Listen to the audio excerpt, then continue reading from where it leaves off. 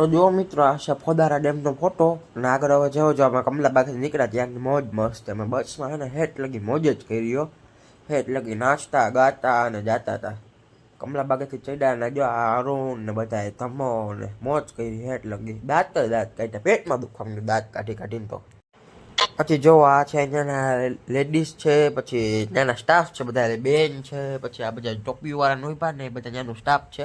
અમને સમજાવતા હતા કે જંગલમાં ને પોદારા ડેમ ઉપર જાઓ તો આવી રીતે વર્તન કરવું કે કચરો કે ન કરવો. પછી એ રીતનું એ લોકો બધું સમજાવતા હતા.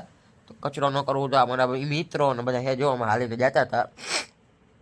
જો આ પોદારા ડેમની પાર ચડતા હતા. અહીંથી પાર ચડ્યા એટલે ડાયરેક્ટ અમે પછી ઓલું કર્યું ડુંગર ચડવાનું એવું બધું કર્યું. જોવો તમે બધું આગળ આવશે. જો આ બધા ચડતા હતા દોરડું પકડી જો અમારે હાલ દોરડું દેખાય બ્લુ શર્ટ વાળો ઉતરો ત્યાંથી પકડીને ચડવાનું. પછી આ બધું હતું એ રીતનું ચડ્યા ઉતરા ને એવું બધું શીખવાડતા હતા કે તમારે આપણે કેદારનાથમાં ને લેન્ડસ્લાઇડ કે કાંઈ થાય તો તમારે ગમે આ રીતથી તમે ગમે માણસનું જીવ કે બચાવી શકો એ માટે. અને આ વસ્તુ તો બહુ અઘરી હતી આમાં તો મેં કર્યું પણ એ વિડીયો નથી કારણ કે હું હતો તો કંઈ વિડીયો બનાવે એવું નહોતું. અત્યારે તમારો મિત્ર ઉતરતો હતો એ સીન છે એટલે હમણાં જોજો.